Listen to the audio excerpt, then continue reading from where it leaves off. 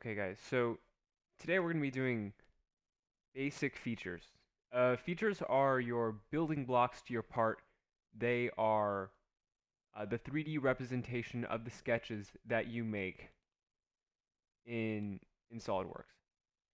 The first few features I'm going to show today are going to be just sketch-based features. So it's just features you take based off of a sketch and uh, build your geometry from it. Alright guys, so the first basic feature we always start with is your extruded boss base. A boss base is if you're new to design, it's a feature that adds uh, material in a certain direction or two directions in this case. When you start with a when you start opening up your if you want to start using the boss base feature, you either want to click an existing sketch in your feature manager tree, click the boss base feature, start your own sketch, or click the boss base feature without any sketch selected and it'll start making your own sketch. So shape doesn't really matter right now. Could be anything. You can either press enter, close the sketch up here, exit sketch up here, or click on the boss base feature again. That'll take you here. So now when you see, there's a few things you'll see on the feature manager. Right here you can see you can change where the sketch starts from. Typically when we're designing parts we don't usually do that because we like put it in the right place beforehand. It's good practice. But you can if you need to. Like if you need to offset it from the surface of the part, you can. Or from the face, you can.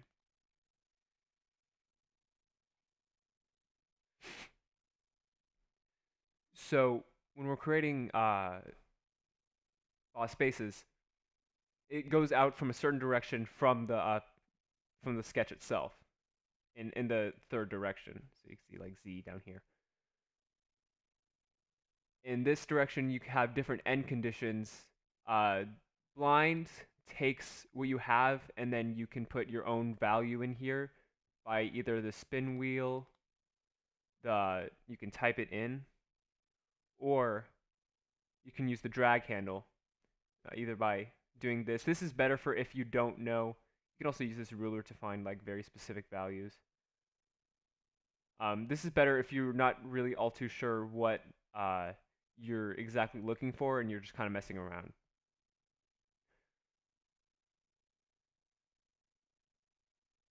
You can also add a draft to this in certain directions or in certain degrees. That changes the angle from like from your middle to like the angle from the hard to explain perpendicular to the sketch onward, and it changes the angle down to like 2 degrees right here. Uh, Drafts aren't something you see too commonly, but depending on what you use in your depending on what you're making, you can also extrude in the other direction, and these guys can have different end conditions and different blind values. So it's also very useful to have like two different uh, directions worth of stuff. One other last thing end condition I want to mention is the midplane, which makes it really easy to uh, extrude out in both directions and still have the sketch in the midplane to reference later on. Usually if you'll know if you're designing a part if you need to use midplane, basically because it'll make it easier for you later on if you need to use like one end of it or the midplane of it. And the 307 inches you see over here on the left indicates the entire length of this, not just half of it. SolidWorks makes it a little bit easy. Then when you're done, you can press check here, check up to the top right, right click, check, or enter. ends. And if you need to make any changes, you can go back over here, right click over your feature in the manager tree, press edit feature, and it takes you right back to this. You can also finish that, edit the sketch that makes up of it. So if you need to dimension the sketch that you didn't before, you can go back there, and if you exit the sketch, it'll automatically update. The last way to edit stuff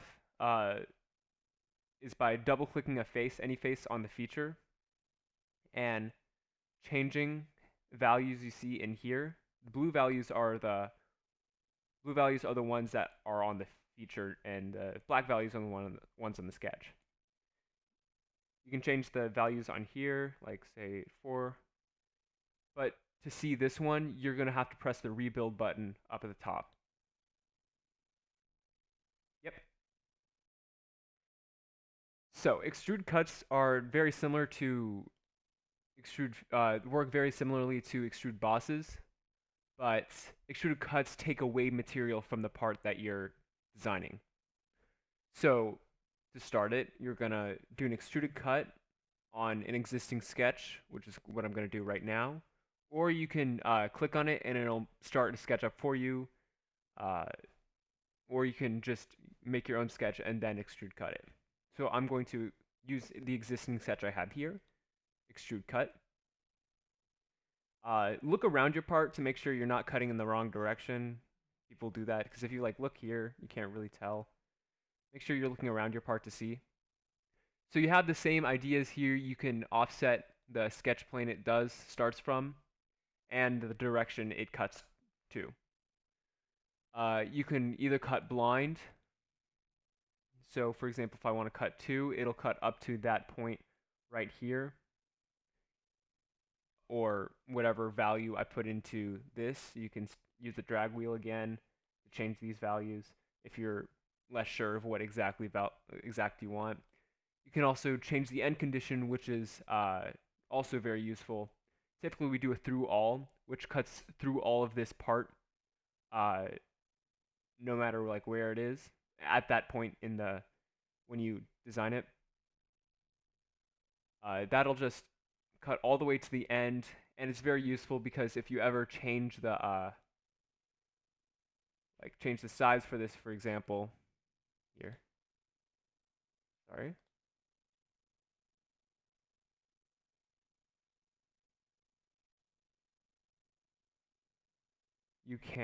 It'll automatically update with it.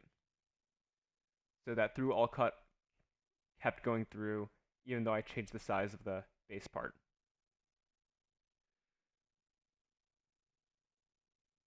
There's other end conditions as well. You can cut through the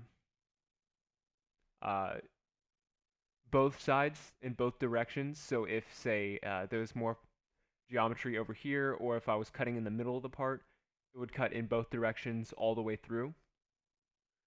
I could also do up to next, which also works. Like up to the next surface.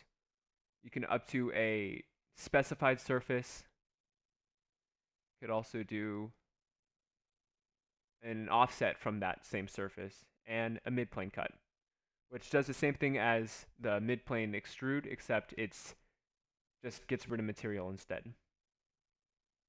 You can do the same thing. You can, with the other one, you can do 2 directions when it's like a blind, and you can set the end condition for both of them.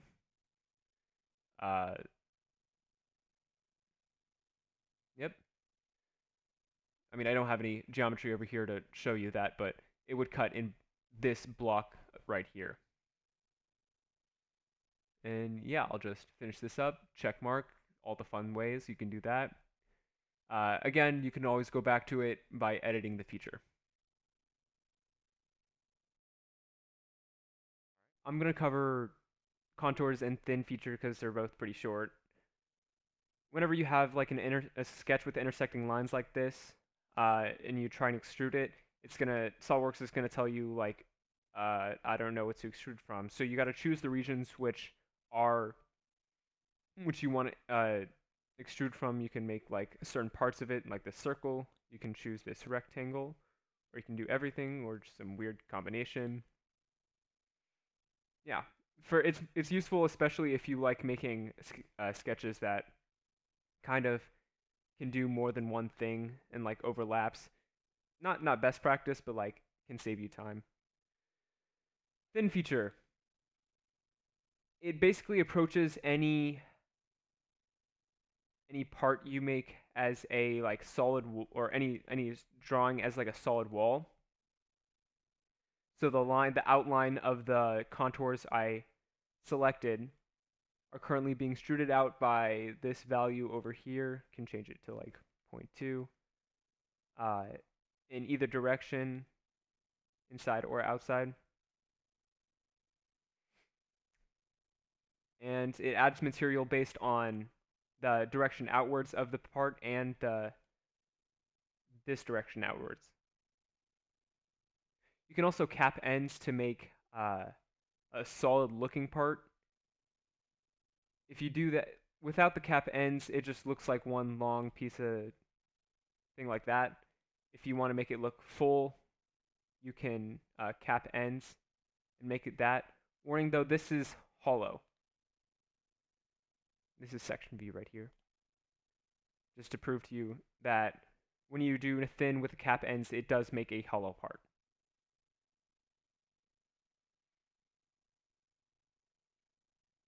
Another thing with thin feature, you can also do it as a cut too. So if I say I want an arc here and an arc here or something there, go out of this, and I wanna cut into this part. Where's it? Cut? You can thin it out in one direction. You can also autofill at the corners if you want for cuts. And it'll thin out into one direction of the lines that you created. And then it'll go into the part.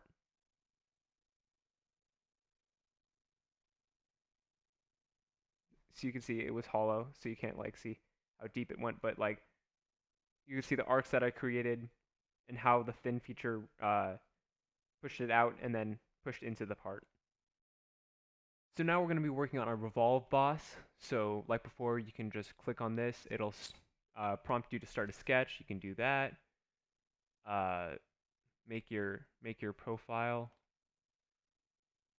here, and then add a center line to revolve around.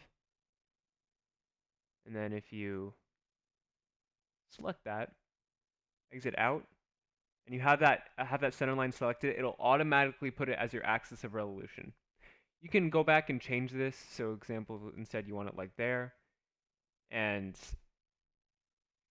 or back to there. You can change that if you want to. But if you have like the center line selected as you go into it, it'll make it easier for you and just start the process faster. You can change it has the same like end conditions as before, except as a revolve, it goes in 360 degrees. You can change it to like 200 and it'll do that. You can use the drag arrow again and change the direction. Also, keep in mind that if you go back behind it, it'll go counterclockwise and clockwise. Useful to know. Anyway, you can also do the same thing. You also have the direction, multiple directions, different amounts of degrees and varying directions. And you can also do up to vertex, surface, offset, midplane, just like you could the other ones. You can also do a thin feature for this as well. It works the same as before. Offsets from the sketch that you created. And it's even more simple on this one. You got offsets and then, yeah.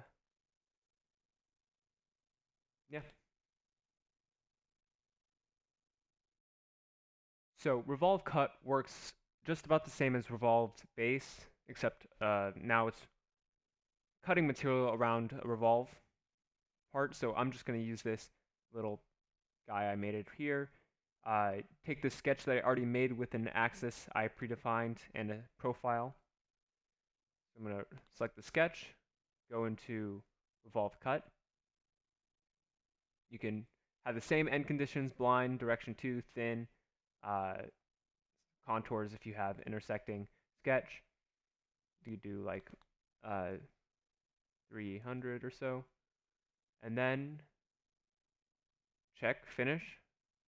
You can make this weird looking part over here.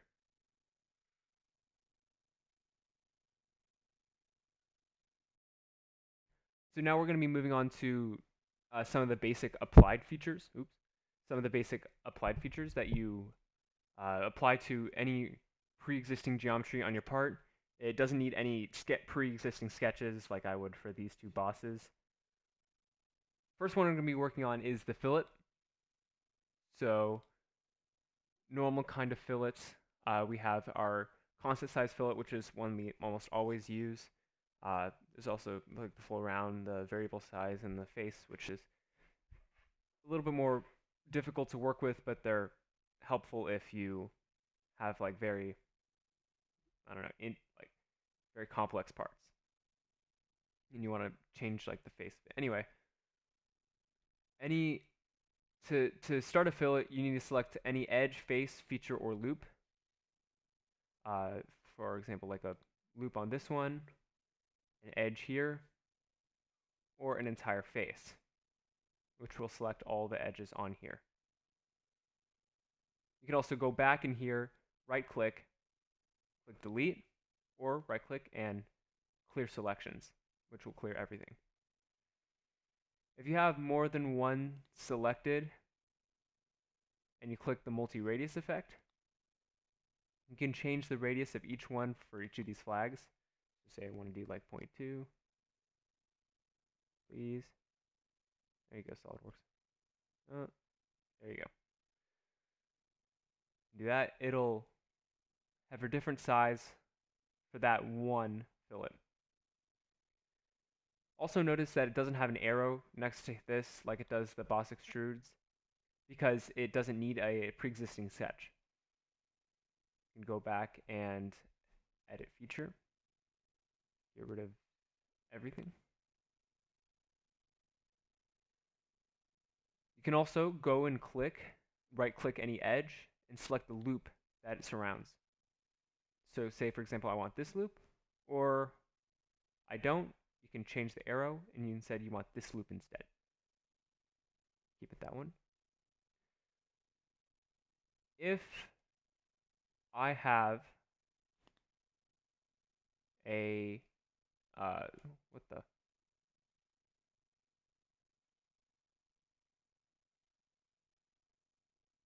Sorry. If I have a edge, for example, you can change the symmetric, asymmetric values of it. So right now it's symmetric because it's 0.1 inches this way and 0.1 inches down. So if I change it to asymmetric, the normal kind, I can change that to, say, 0.3 inches in one direction. And if you don't like that, you can also flip it.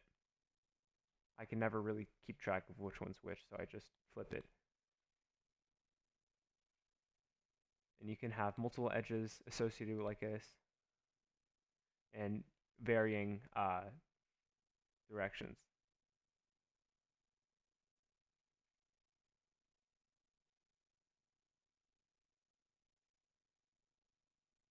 Also, in the asymmetric fillet column, you can have different profiles for this one. Like, for example, this is an elliptic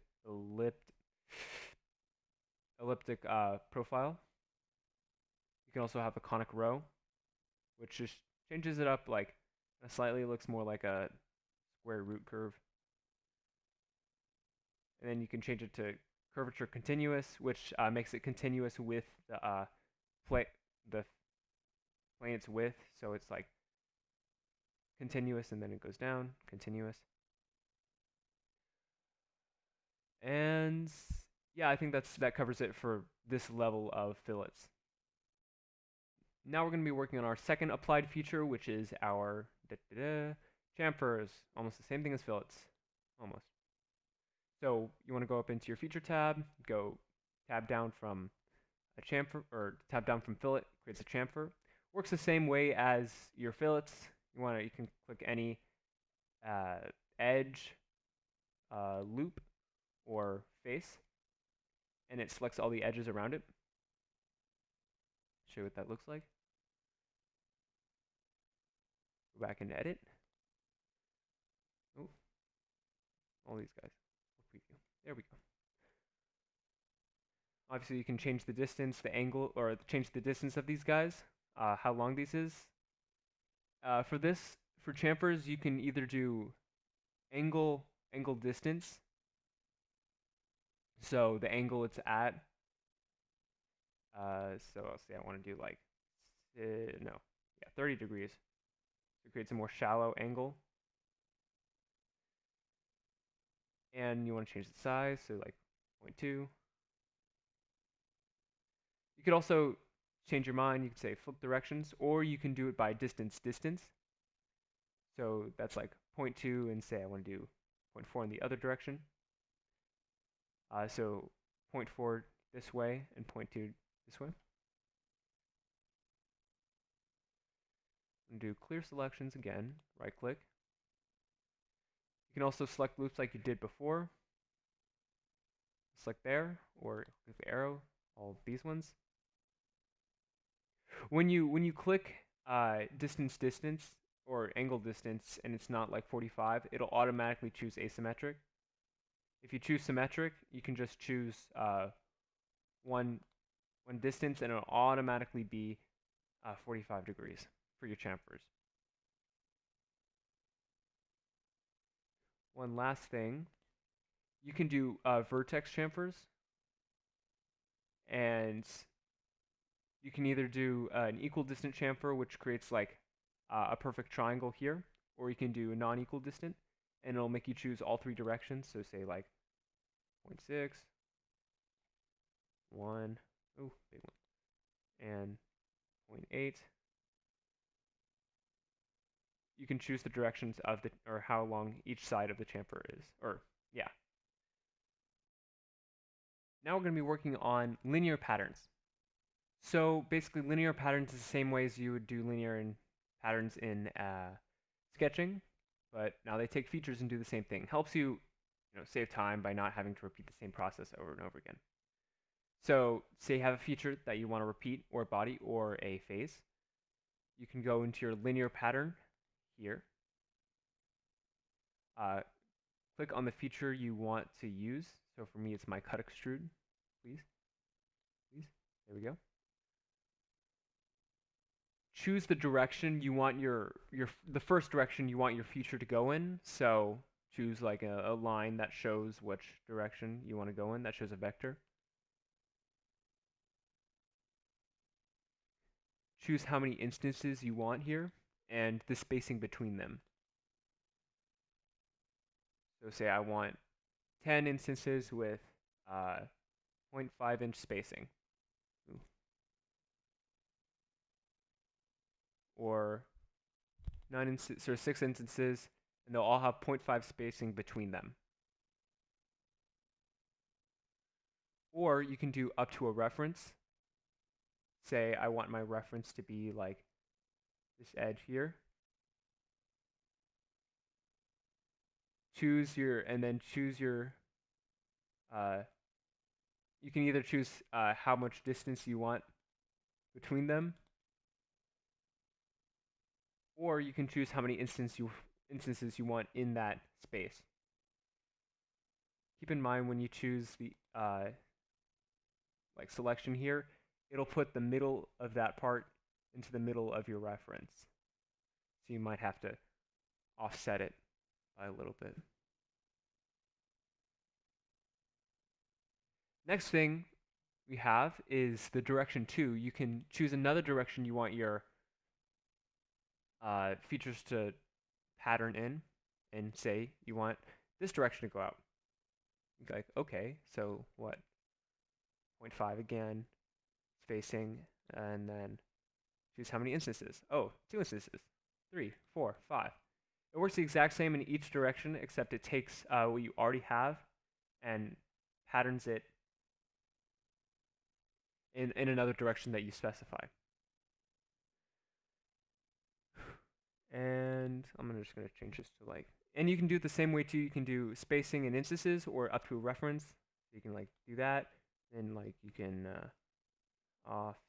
You can do like the amount of instances you want. Offset it by a certain amount. Change everything. Make a nice little pretty shape here. You can also, let's see, where is it? You can pattern the seed only, so what I currently had it in the original, and it'll only pattern what you had in the first and not the repeat the patterns that you already made, if that made sense. You can also pattern in other directions. Let's see. Wait. Uh-oh.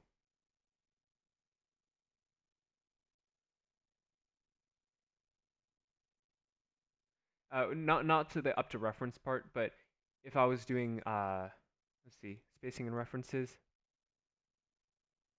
you can change the direction of these guys if you needed. I'll go back to up to reference 0.5. There we go. And go, where is it? Not pattern scene. And go have this full checkerboard here again, or was it connect for that one? And then you can also do instances skip. So see all these little nice little pretty pink dots here? Click these guys to skip any instances you don't want. Like for example, I'm just clicking out ones that I don't want, and then I can click on those same ones again to bring them back. And then once you finish once you're satisfied with a pattern, you can finish it up, click it, and it'll all pop up as one feature right here in the pattern. You can come back and change the stuff. You can go back and click on the instances to skip. It'll give you all the little buttons again, and you can go back and change those. All right, sweet. So here we're gonna do the linear, or not linear, sorry, circular pattern feature. It takes any feature you already have, so you can create a feature here from the sketch. And we'll have a feature that we can repeat. So when you open up the circular pattern from your feature tab, first thing you have to do is choose the direction that you want to do it in. So you have to choose like a circle basically, or an axis that you want to revolve around. I'll choose that direction. I want this feature, and it'll automatically do it in equal spacing. So if I want in 360 degrees, I want 7 instances, it'll give me just that, or 6, or 5, or 4. Or if I want to, I can change the amount of degrees I want it in. I want 7 instances in 200 degrees. Or you can change it to instance spacing. So this says I want 7 instances with 15 degree spacing. You can change that to 30. And yeah. You can do the same thing as before, instances to skip. Those little purple or pink dots come up again, and you can pick ones that you want and don't want. And yep, pretty simple. Once you finish it up, you can always go back and edit it, the distance you want to change. You can change the degree spacing or what instances not to skip.